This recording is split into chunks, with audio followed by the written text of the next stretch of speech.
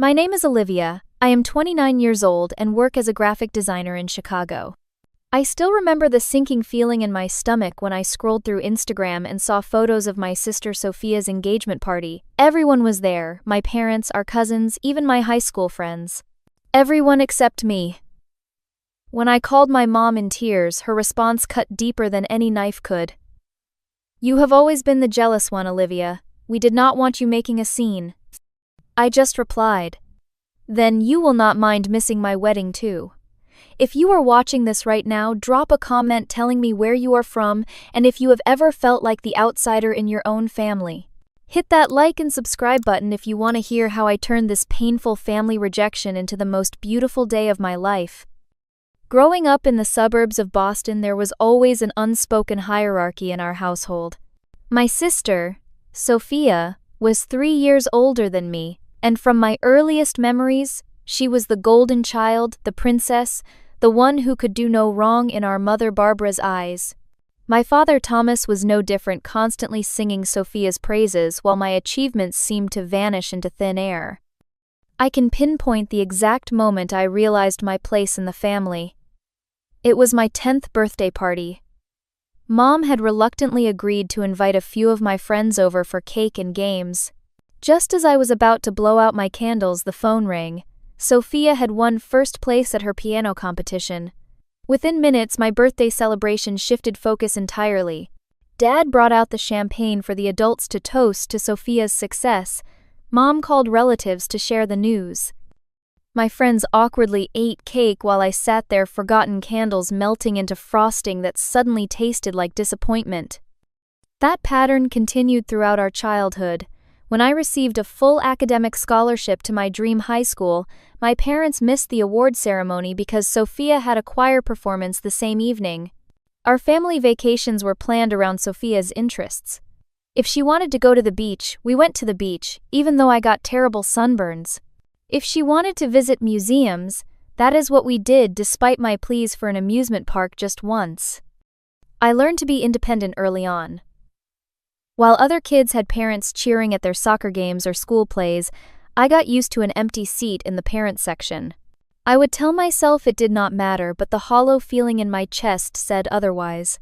The only person who seemed to notice was my grandmother Eleanor, my mother's mother. When she was alive, she would quietly acknowledge the imbalance, slipping me extra cookies or leaving little notes in my backpack that said things like, "You shine so bright, little star." Never forget that. What made it harder was that Sophia was not deliberately cruel. She was not a villain in this story. She was simply a child who had grown accustomed to being the center of attention. Why would she question it? To her, this was normal. Sometimes I would catch a flicker of discomfort on her face when Mom canceled my dentist appointment because Sophia needed new dance shoes that same afternoon. But that flicker would vanish as quickly as it appeared, replaced by the confident smile of someone who knew her place in the world. Whenever I tried to express my feelings about this imbalance, I was immediately labeled as jealous. "Olivia, why can you not just be happy for your sister instead of always being so envious?" my mother would say, dismissing years of unequal treatment with a wave of her hand. After a while, I stopped trying to explain. What was the point? The narrative had been written long before I could form the words to challenge it. Art became my escape. While Sophia performed on stages and collected trophies, I lost myself in sketchbooks and paint. No one paid much attention to my creative pursuits, which ironically gave me the freedom to develop my own style without pressure. By high school, I had won several local art competitions, though my parents rarely acknowledged these achievements. I think they viewed art as a hobby, not a legitimate path. Something I would eventually grow out of when I came to my senses. My bedroom walls became a gallery of my inner world, landscapes that existed only in my imagination, portraits of people with eyes that held stories, abstract explosions of color that represented all the emotions I was not allowed to express out loud. When things got particularly tough at home, I would lock my door and paint until my fingers cramped and my eyes burned from focusing so intensely. It was the only time I felt truly seen, even if I was the only one doing the seeing. The day I received my acceptance letter to the Art Institute of Chicago was the day I first tasted real freedom.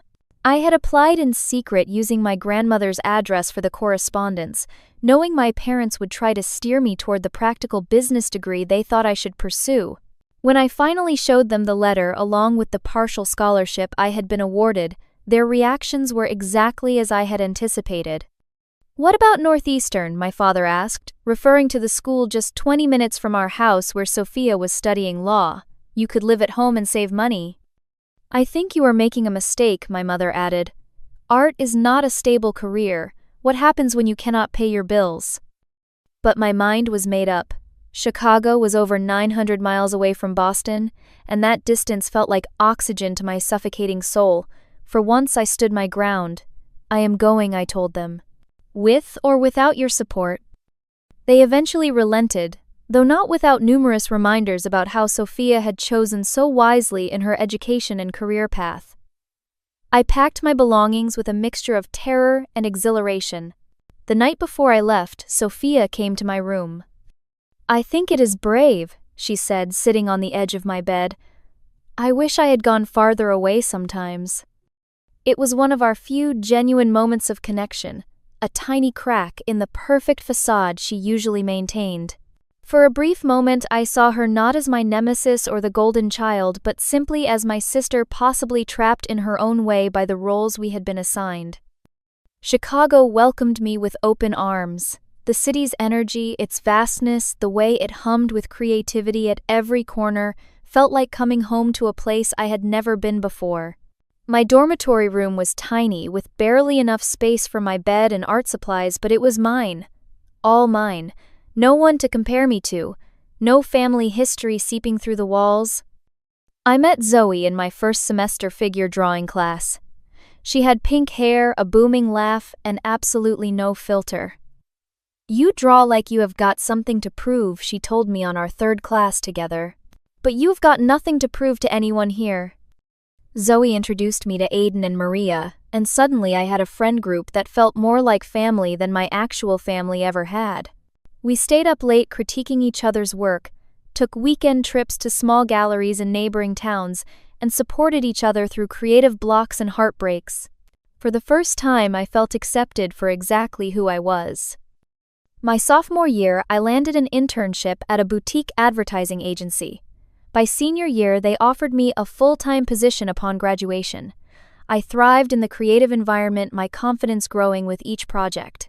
My boss Laura became a mentor who believed in my talent without qualification. There were no backhanded compliments, no, but your sister would have done it this way. Just genuine appreciation for my unique perspective and skills. Back in Boston, Sophia had graduated with honors and secured a position at a prestigious law firm. My parents called every Sunday, and every conversation eventually circled back to Sophia's latest accomplishment. "Did you hear about the case Sophia is working on? Your sister just bought a condo in Beacon Hill. Sophia's boyfriend Andrew took her to Paris for their anniversary." My visits home grew shorter and less frequent. Each time I walked through the front door, I felt myself shrinking back into the insecure girl I had been. My bedroom, still decorated as it had been in high school, felt like a time capsule of a person I no longer was. I would count the hours until I could escape back to Chicago, back to the life I had built for myself. It was during one of my projects at work that I met Jack. He was a freelance photographer the agency had hired for a major campaign. Tall, with perpetually tousled dark hair and a camera always hanging around his neck, he had a way of capturing moments that others missed. Our professional relationship quickly evolved into coffee breaks, which turned into dinner dates, which blossomed into the most honest relationship I had ever experienced. Jack came from a large, boisterous family where each member was celebrated for their uniqueness. The first time he took me to Sunday dinner at his parents' house, I sat stunned as his mother asked thoughtful questions about my artwork, and his father proudly displayed Jack's earliest photographs alongside those of his siblings. Everyone took turns sharing their week, and everyone genuinely listened. It was a revelation to me that families could function this way. "That is not normal, you know," Jack said quietly on the drive back to my apartment. What you have described about your family, that is not how it is supposed to be."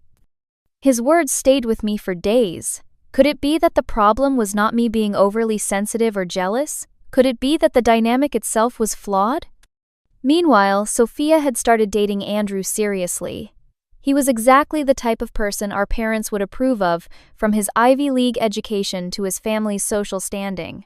My mother called with increasing frequency to update me on their relationship, dropping not-so-subtle hints about engagements and how I should visit more often because big things were happening. During one rare weekend when Sophia was in Chicago for a law conference, we met for brunch.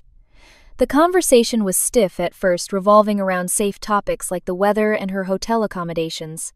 But as we worked our way through mimosas, something shifted. "Do you remember when Grandma Eleanor used to sneak you art supplies?" Sophia asked suddenly. I nearly choked on my drink. "You knew about that?" Sophia smiled a little sadly. "I knew a lot of things, Liv. I was not completely oblivious." For the first time, we talked about our childhood from both perspectives. She admitted to sometimes feeling suffocated by our parents' expectations, how the pedestal they put her on was precarious and terrifying. I shared how invisible I often felt, how I had to leave to find my own worth. We did not solve anything that day, but it felt like the first honest conversation we had ever had as adults. It was a Tuesday evening in April, when my world tilted on its axis once again. I was scrolling through Instagram while waiting for pasta water to boil my mind, half on dinner and half on the project deadline looming the next day. That is when I saw it. A photo posted by my cousin Lily with the caption, "Congrats to the future Mr. and Mrs. Taylor. Such a beautiful engagement celebration." The image showed a decorated private dining room at Bella Luna, the Italian restaurant our family had gone to for every special occasion throughout my childhood. There was Sophia radiant in a pale blue dress, her hand resting on Andrew's arm as they both beamed at the camera. Behind them stood my parents' glasses raised in a toast, and surrounding them were aunts, uncles, cousins, family, friends, and even some of my high school classmates who had remained close with Sophia.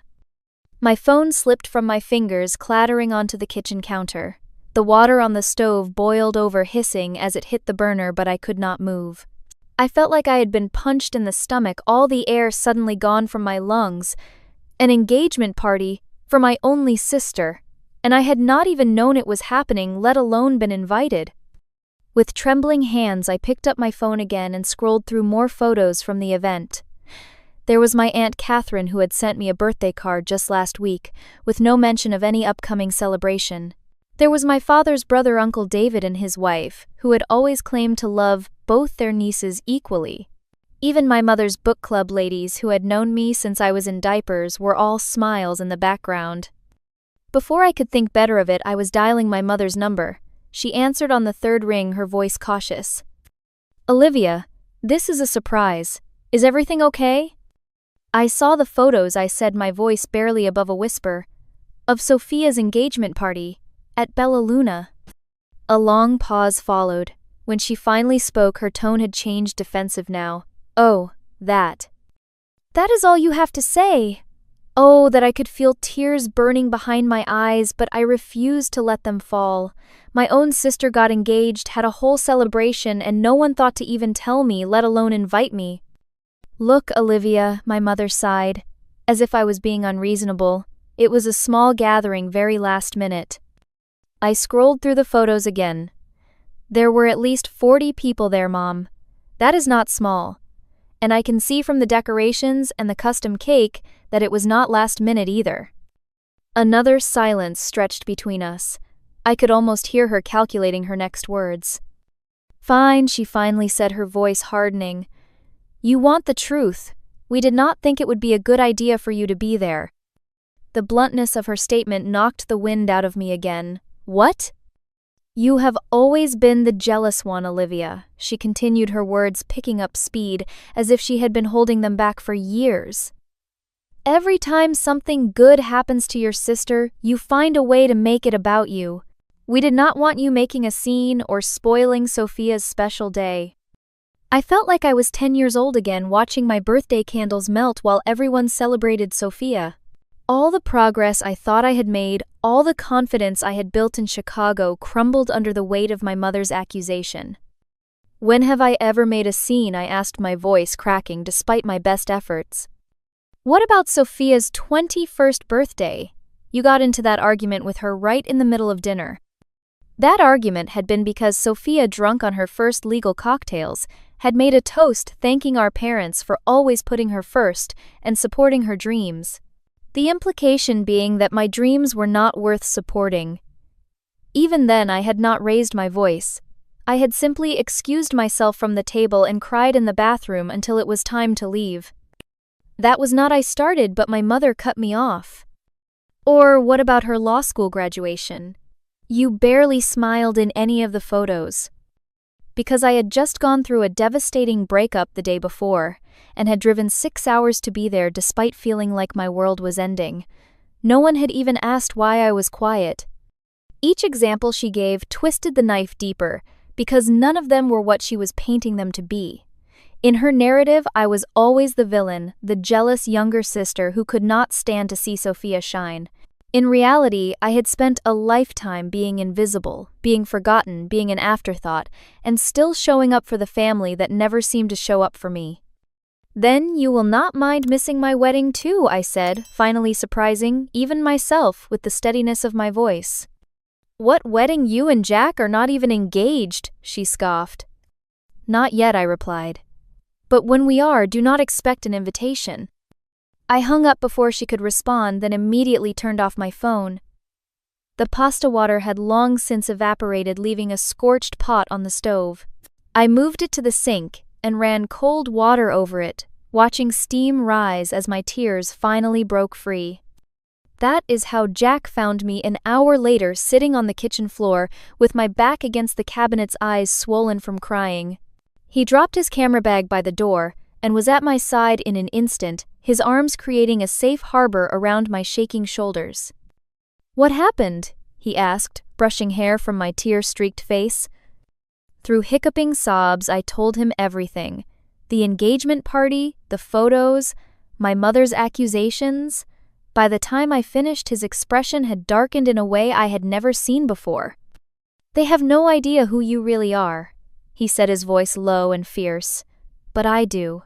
And you are the most generous, kind-hearted person I have ever known. Anyone who cannot see that does not deserve to be in your life, family, or not." That night, I blocked my parents' numbers and email addresses. I removed myself from family group chats. I needed space to breathe, to think, to process this latest rejection, without their voices in my head telling me I was overreacting.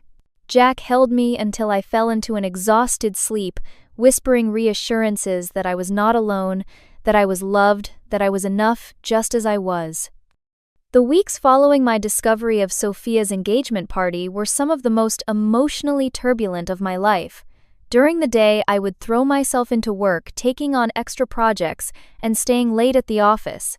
But nights were different. Nights were when the doubts crept in. Was I really as jealous and dramatic as my mother claimed? Had I somehow manufactured all those childhood memories of being overlooked? Was I the problem all along? I scheduled an emergency session with Dr. Fisher, the therapist I had been seeing on and off since moving to Chicago. She had helped me navigate the complex feelings I had about my family over the years, always providing a reality check when I needed it most. "What your mother said to you was not just hurtful. It was gaslighting," Dr. Fisher told me, her kind eyes serious behind her glasses. "You have every right to be upset about being excluded from such an important family event." "But what if she is right? What if I am jealous?" I asked, voicing my deepest fear. Dr. Fisher leaned forward. "Olivia, there is a difference between jealousy and a legitimate response to unequal treatment. From everything you have shared with me over the years, your feelings stem from very real experiences of being treated as less than your sister. That is not jealousy. That is a normal human reaction to injustice." Her words were a lifeline I clung to during my darkest moments of self-doubt. Jack was my other anchor. He seemed to intuitively understand when I needed to talk, and when I needed distraction. He would bring home my favorite takeout on bad days, or suggest midnight walks along Lake Michigan, when my thoughts became too loud to sleep through. 3 weeks after the engagement party fiasco, Jack surprised me with a weekend getaway to Michigan. "No phones, no social media, just the two of us in a cozy cabin near the lake," he said as we drove out of the city on Friday afternoon. "I need to get you away from all this for a bit. Clear your head." The cabin was charming with a stone fireplace and windows that looked out onto the water. We spent Saturday hiking through spring forests, the emerging wildflowers and budding trees, a reminder that even after the harshest winter's renewal was possible. That evening, as the sun began to set over the lake, Jack suggested a walk along the shore. The air was cool but not cold, the sky painted in strokes of orange and pink.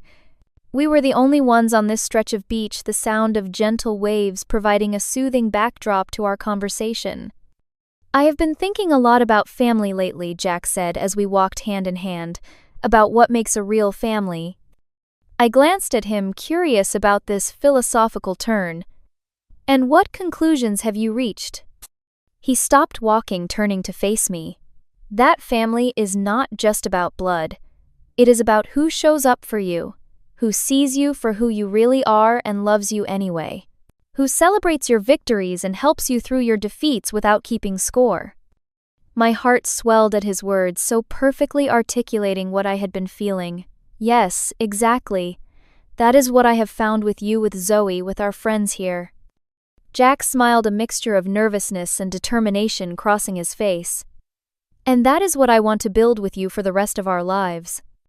Before I could fully process what was happening, he was down on one knee, pulling a small velvet box from his jacket pocket. The last light of the setting sun caught the diamond as he opened it, sending prisms of light dancing across his earnest face. "Olivia, you are the bravest, most resilient person I know. You have taught me what real strength looks like. Will you marry me?" Tears sprang to my eyes, but unlike the painful ones I had shed so recently, these were filled with joy. "Yes," I whispered, then louder, "yes." As he slipped the ring onto my finger, a perfect fit, I felt a sense of rightness settle over me. This was what unconditional love felt like. This was what being chosen felt like. We returned to Chicago on Sunday evening, greeted by a surprise mini engagement party organized by Zoe, who had somehow guessed Jack's intentions before we left. Our small apartment was filled with friends, champagne, and genuine celebration of our happiness. No comparisons, no backhanded compliments, just pure joy. The high of our engagement carried me through the following days as we began to discuss wedding plans. Jack suggested a small ceremony in the botanical garden where we had spent many Sunday afternoons. I loved the idea of being surrounded by life and growth as we started this new chapter. We talked about dates, guest lists, colors, all the details that would make the day uniquely ours. But there was an elephant in the room. We eventually had to address my family. Jack broached the subject carefully one evening as we looked through potential venues online. "Have you thought about whether you want to invite your parents? Or Sophia?" he asked, his tone neutral, giving me space to think without pressure. I closed the laptop and sighed. The truth was, I had been thinking about little else. Part of me, the wounded child who still longed for their approval, wanted to extend an olive branch. Maybe this could be a fresh start. Maybe seeing me truly happy would help them understand me better. But another part, the stronger adult who had built a life despite their neglect, recoiled at the thought of giving them another opportunity to hurt me. I imagined my mother finding something to criticize about my dress or the decorations. I imagined my father making a toast that somehow circled back to Sophia's accomplishments. "I do not think I can," I finally said. "I cannot spend my wedding day walking on eggshells wondering when the next slight will come. I want to be fully present, fully happy." Jack nodded, pulling me into a hug. "Then that is what we will do. Your happiness comes first, especially on that day." So we created a guest list that included Jack's large, loving family and our tight-knit circle of friends. No parents, no sister, no extended family who had sat smiling at the engagement party to which I had not been invited. Still, I had trouble sleeping in the weeks that followed. I would lie awake wondering if I was making a terrible mistake. Was I being petty? Would I regret this decision years from now? What would I tell our future children about why they did not know their maternal grandparents or aunt? Meeting Jack's family again this time as his fiancée brought these questions into sharper focus. His mother hugged me tight when she saw the ring tears in her eyes as she welcomed me officially to the family. His father clapped me on the shoulder and said, "About time he locked you down. We have been hoping for this since the first time he brought you home." His siblings immediately began planning a bridal shower, arguing good-naturedly about themes and games. I sat in the middle of this warm chaos, simultaneously grateful and aching. This was what family could be, should be. The contrast between their unconditional acceptance and my own family's conditional love was stark and painful. That night in the guest room of Jack's childhood home, I cried silent tears into my pillow. Not because I was sad about marrying Jack, that was the one thing I was absolutely certain about. I cried for the little girl who had never known this kind of belonging. I cried for the family relationships I had never had and now might never have. I cried because even on the cusp of creating my own family, the wounds of my first family still had the power to make me bleed. I was in the middle of a client meeting when my phone buzzed with a call from a number I had not seen in years, my Aunt Elaine, my mother's younger sister. I let it go to voicemail, focusing on the presentation I was giving, but my mind kept wandering to what she could possibly want. Aunt Elaine had always been kind to me, more balanced in her attention between Sophia and me than my parents ever were, but she had also been at the engagement party. I had seen her in the photos, champagne glass in hand, seemingly part of the conspiracy of silence. The voicemail she left was brief but intriguing. "Olivia, honey, I heard a rumor you are engaged. I would love to see you and catch up. I am actually going to be in Chicago next week for a conference. Coffee?" I debated ignoring the message. What was the point? She was my mother's sister after all. Whatever I told her would surely make its way back to Boston, but a small part of me was curious. And maybe, just maybe, I needed someone from my past to witness the person I had become to validate that I was not the villain in this story. We arranged to meet at a small cafe near my office the following Wednesday. I arrived early, claiming a corner table where I could see the door. When Aunt Elaine walked in, I was struck by how much she looked like my mother, only softer, somehow the edges less sharp. She spotted me and broke into a genuine smile that reached her eyes, hurrying over to wrap me in a perfume-scented hug. "Let me see it," she said as soon as we sat down, gesturing to my left hand. I extended it the diamond, catching the afternoon light streaming through the cafe window. "Oh, Olivia, it is beautiful. Jack has good taste." "Thank you," I replied, surprised by her enthusiasm. "How did you hear?" "Zoe mentioned it on Facebook. She tagged you in some engagement celebration photos. Your mother does not know yet, as far as I can tell. She and I have not been talking much lately." This was news to me. My mother and Aunt Elaine had always been close despite their different personalities. "What happened?" Aunt Elaine sighed, stirring her coffee absently. "Let us just say we had a disagreement about how certain family members are treated, specifically you." My heart constricted at her words. Had she actually stood up for me? "I know about the engagement party, Olivia," she continued, her eyes sad. "I knew it was wrong not to include you. I should have said something at the time, but I convinced myself it was not my place to interfere. I have regretted that decision ever since." Her admission opened a floodgate. Before I knew it, I was pouring out everything, the years of feeling second best, the painful phone call with my mother, my decision not to invite my family to my own wedding. Aunt Elaine listened, without interruption, occasionally reaching across the table to squeeze my hand when my voice faltered. When I finally ran out of words, she took a deep breath. "There are some things you should know, Olivia, things that might help you understand, even if they do not excuse what has happened." She told me that after I was born, my mother had suffered from severe postpartum depression. While she was lost in that dark place, Sophia, only 3 years old at the time, had become my father's focus. He had lavished attention on her partly out of necessity, partly as a way to cope with my mother's temporary emotional absence. By the time my mother recovered, that pattern was set. Sophia was Daddy's girl, the center of his world, and my mother, perhaps out of guilt, or perhaps out of a desire to reconnect with her firstborn, had followed his lead. That does not make it right, Aunt Elaine emphasized. Not at all, but it might explain how it started. The problem is that neither of them ever corrected that imbalance once it was established. And Sophia, well, she was a child. Children adapt to the roles they are given. I sat with this new information, turning it over in my mind. It did not erase the hurt or justify the continued pattern well into our adulthood, but it offered a perspective I had never considered. My family's dysfunction was not my fault. It had never been about me being too jealous or too sensitive. It had roots that preceded my conscious memories. Do you think they can change? I asked, not sure what answer I was hoping for. Aunt Elaine considered this. People can change if they want to badly enough. But first they have to acknowledge there is a problem. Your parents are still in denial about that. Sophia, though, I think she might be starting to see things more clearly. As our coffee grew cold, I made a decision. I reached into my bag and pulled out one of the wedding invitations Jack and I had designed together. We had chosen a simple but elegant card featuring a watercolor painting I had created of the Chicago skyline at sunset. I slid it across the table to my aunt. "We would love to have you there," I said, surprising myself with how much I meant it. Tears welled in her eyes as she traced the embossed lettering with her fingertip. "I would be honored," she whispered. "Truly honored." We parted with another long hug, promises to stay in touch more regularly, and a weight lifted from my shoulders.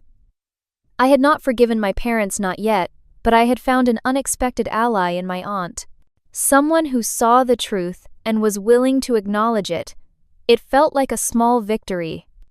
What I did not anticipate was that Aunt Elaine would accidentally let news of my engagement slip during a phone call with my mother the very next day. I received a text from her that evening. "Olivia, I am so sorry. Barbara called to ask about my trip to Chicago and I mentioned seeing you.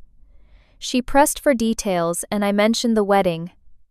I should have been more careful. She knows now." I stared at the message, my stomach knotting with anxiety. The carefully constructed boundary I had created was about to be tested. I showed the text to Jack when he got home from work, unsure how to feel about this development. "Maybe this is good," he suggested cautiously. "Maybe they need to know what they are missing, to understand what they have done." Maybe I agreed, though I was not convinced, or maybe they will find a way to make this about them too. I did not have to wait long to find out. The next morning my phone began ringing at 7 a.m. My mother's name flashed on the screen. For several long moments I stared at my mother's name on the phone screen, my finger hovering over the answer button. Part of me wanted to let it go to voicemail to maintain the protective distance I had established. But another part, the part that still hoped for resolution despite everything, made me swipe to accept the call. "Hello," I said, my voice carefully neutral. The sound that came through the speaker was not what I expected. My mother was crying, her words broken by heaving sobs. "Olivia, how could you get engaged and not tell us your own family?" Her tears ignited an anger I had been suppressing for weeks. "How could I?" I repeated, my voice rising despite my best efforts to stay calm. "How could you exclude me from Sophia's engagement party and then have the audacity to be upset about me not sharing my news?" "That is different," she protested, her tone shifting from hurt to defensive. "We were protecting Sophia's special day. You always find a way to make things about you." I laughed, a sharp, bitter sound that surprised even me. "You know what, Mom? I have spent my entire life trying not to make things about me. I have stepped aside, stayed quiet, made myself small so that Sophia could shine. I was never invited to make anything about me." "You are exaggerating," she dismissed. "We have always treated you and your sister equally." This blatant rewriting of history pushed me over the edge. I began listing examples one after another. The forgotten birthdays, the missed performances, the achievements that were never acknowledged. The family vacations centered around Sophia's interests. The way they beamed with pride at her law school graduation while they had barely attended my college graduation. The engagement party was just the latest in a lifelong pattern. You are remembering things wrong, my mother insisted, though her voice had lost some of its certainty. We have always been supportive of you. Name one time, I challenged. Name one time you put me first or even equal to Sophia. One time you celebrated my accomplishments the way you celebrated hers. The silence that followed was deafening. I could almost hear her searching for an example, anything to prove me wrong. When she finally spoke, she changed tactics entirely. So this is your revenge, excluding us from your wedding, making us find out about your engagement from Elaine. This is not revenge, I said, suddenly tired. This is me protecting myself on what should be one of the happiest days of my life. This is me choosing not to spend my wedding day feeling invisible in my own family. I could hear her crying again, but the tears no longer moved me the way they once would have.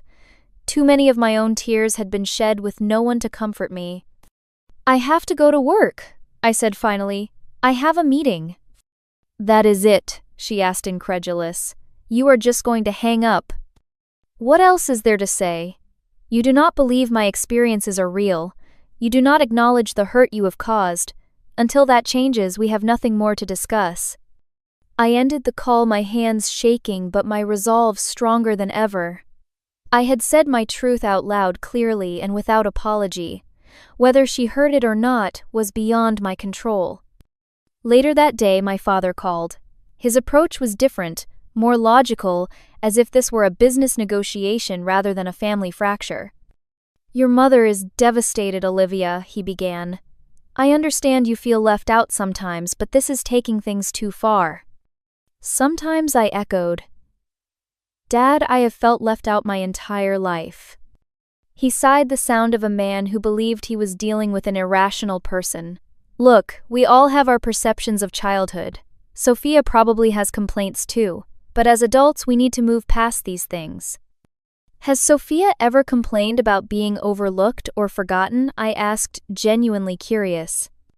Well, no, he admitted, but that is not the point. That is exactly the point, Dad. Our experiences were completely different because of how you and Mom treated us differently. And instead of acknowledging that you are dismissing my feelings again just like you always have, the conversation went around in circles with my father attempting to reason away decades of unequal treatment and me standing firmly in my truth. Like my mother, he seemed genuinely bewildered by my perspective, as if I were describing events from an alternate universe rather than the same household we had all inhabited. After my father, it was Sophia's turn. Her call came that evening, her voice tight with anger when I answered. What the hell, Olivia, she demanded. Mom is an absolute wreck because of you. Dad can barely focus on anything. Was that your goal? I took a deep breath. Actually, Sophia, my goal was to have a peaceful wedding surrounded by people who truly support me and Jack. That is all. By excluding your entire family, she pressed. Do you have any idea how hurtful that is? I wanted to yell to ask her if she had any idea how hurtful it was to discover your only sister's engagement party through Instagram. Instead, I asked a question that had been burning in me since I saw those photos. Did you know they did not invite me to your engagement party? A pause. Yes, she admitted finally. Mom said it would be better that way, that you two had been arguing.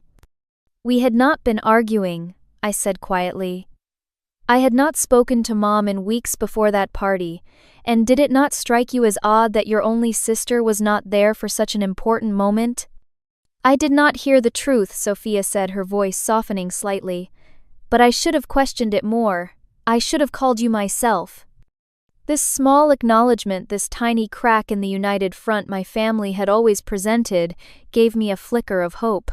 For the first time, Sophia seemed to be considering that perhaps the narrative she had accepted all these years might not be the whole truth. Our conversation continued for nearly 2 hours, the longest and most honest we had ever had. I shared memories from my perspective, and to my surprise, she listened without interrupting. She asked questions that suggested she was genuinely trying to understand.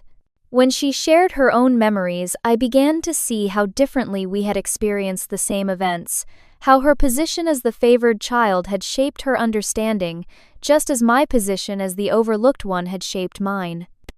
"I am not saying Mom and Dad were perfect," she said toward the end of our call. "But I never realized how different things were for you. I never saw it."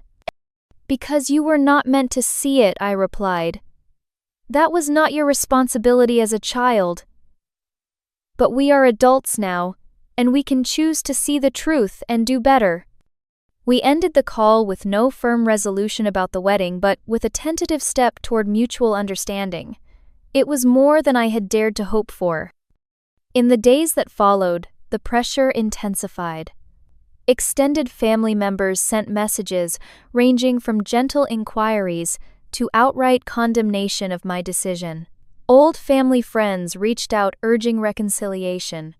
It seemed my mother had mobilized every connection we had, painting herself as the victim of an ungrateful daughter's cruelty. Jack and his family formed a protective circle around me.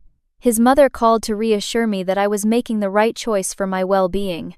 His father, usually reserved with his emotions, told me gruffly that family was supposed to build you up, not tear you down, and if mine could not do that, then they did not deserve to be at my wedding. Our wedding planning continued despite the family drama. We secured our venue, chose flowers, selected music. Each decision we made centered around what would bring us joy, not what would please others or meet some external standard of what a wedding should be. There was freedom in that, a liberation I had never experienced in family matters before. 3 weeks after our initial confrontation, Sophia called again. This time her tone was different, almost hesitant. "I have been thinking a lot about what you said," she began, "about how different our childhoods were. I talked to Aunt Elaine too." And I prompted when she fell silent. "And I think you were right," she sighed deeply. "I have been looking back at old photos, old videos, paying attention to who was in the center, who was on the sidelines, who was being celebrated, and who was taking the pictures. It is like seeing our childhood with new eyes." My throat tightened with unexpected emotion. "Thank you for saying that," I managed. "I'm coming to Chicago next weekend," she continued, "alone without Andrew or Mom and Dad. Could we meet? I would like to talk more face to face." I agreed, both nervous and hopeful about what this meeting might bring. When we met that Saturday at a quiet restaurant near my apartment, the conversation was initially awkward, neither of us quite sure how to bridge the gulf between us. But as the meal progressed, the words began to flow more easily. Sophia admitted that she had benefited from our parents' favoritism without recognizing the cost to me. I acknowledged that I had sometimes withdrawn, rather than fight for my place, making it easier for the pattern to continue. We shared tears and even a few laughs as we reconstructed our shared history with new understanding. About the wedding, Sophia said, finally pushing her dessert plate aside. "I understand why you do not want Mom and Dad there. I really do. But is there any chance you might reconsider my invitation? I promise I would not try to take focus away from you. I would just really like to be there for my little sister on her big day." I looked at her, this person who was both so familiar and such a stranger to me. For the first time, I felt like she was seeing me, truly seeing me. Not as a jealous shadow or a troublemaker, but as a person with valid feelings and experiences. "Let me think about it," I said honestly. "I need to talk to Jack. This is our day, and any decision needs to be one we both feel good about." She nodded, accepting this without argument. "That is fair. Just know that whatever you decide, I am trying to be better, to be the sister you deserved all along." As we parted with a somewhat tentative hug, I realized that while I was not ready to forgive my parents, perhaps there was a path forward with my sister. A new relationship built on honesty rather than the roles we had been assigned in childhood. It was a small hope, but a real one. Our wedding day dawned clear and bright, the May sun casting a golden glow over the botanical garden where Jack and I would exchange our vows. As I stood in the small preparation room, Zoe helping me with the final touches on my dress, I felt a strange mix of emotions. Joy, certainly anticipation of the life Jack and I would build together, but also a lingering sadness for the family who would not be there to witness it. I had ultimately decided not to invite Sophia, at least not yet. While our recent conversations had opened a door to healing, I was not ready to share this vulnerable, important day with her. The risk of old patterns emerging of feeling diminished on my wedding day was too great. Jack had supported my decision, completely reminding me that boundaries were healthy and necessary for new beginnings. The garden pavilion was decorated simply but beautifully, with wildflowers in blues and purples adorning the aisle and altar. As I walked toward Jack, my bouquet trembling slightly in my hands, I saw our chosen family filling the seats. Jack's parents in the front row, tears streaming unashamedly down his father's face. My friends from college and work, Zoe leading the procession as my maid of honor, Jack's brothers standing beside him as groomsmen. It was smaller than many weddings, perhaps, but every person present was there because they truly wanted to celebrate our love, not out of obligation or appearance's sake. I had almost reached the altar when movement at the back of the pavilion caught my eye. My steps faltered as I recognized Aunt Elaine slipping into the last row, a wrapped package clutched in her hands. She had not confirmed her attendance after I sent the invitation, and I had assumed she had chosen family loyalty over our renewed connection. Seeing her now, her smile encouraging as she nodded for me to continue, brought unexpected tears to my eyes. The ceremony was everything we had hoped for, personal and heartfelt. Jack and I had written our own vows, promises that acknowledged both the joy and challenges of building a life together. When the officiant pronounced us husband and wife, the cheer that went up from our gathered loved ones seemed to lift us both off the ground. During the reception, Aunt Elaine approached me, the package still in her hands.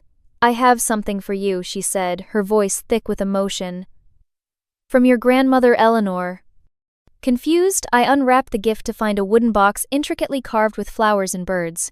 Inside were dozens of items, drawings I had made as a child, report cards with teachers' comments about my creativity, and intelligence photographs of me at art shows and school events, all carefully preserved. At the bottom of the box was an envelope addressed to me in my grandmother's familiar handwriting. With trembling fingers, I opened it to find a letter dated just a month before she passed away. In it, she wrote of how proud she was of the woman I was becoming, how she had always seen a special light in me that others missed. She apologized for not being able to shield me from the family dynamics that had hurt me, but urged me to forge my own path and find people who would love me for exactly who I was. "I always knew you would break the cycle, Olivia," she wrote. "You have the strength to create the family you deserved but never had. Remember that family is not just blood, it is choice. Choose wisely, love deeply, and never dim your light for anyone." Tears flowed freely as I showed the letter to Jack, who wrapped his arm around me in silent support. Aunt Elaine explained that my grandmother had given her the box before she died, with instructions to give it to me when I needed it most. She thought my wedding day, this new beginning, was the perfect time. "There is something else," Aunt Elaine said hesitantly. She reached into her purse and pulled out another envelope. "This is from your mother. She asked me to give it to you. You do not have to read it now or ever if you do not want to." I took the envelope, feeling its weight in my hands. For a moment I considered setting it aside, not wanting anything to intrude on the joy of this day. But curiosity won out, and I found a quiet corner to read my mother's words. The letter was long, written in my mother's precise handwriting, clearly composed over many sessions. She began with something I had never expected: an apology. Not a qualified one, not an excuse, but a straightforward acknowledgement that she had failed me as a mother in many ways.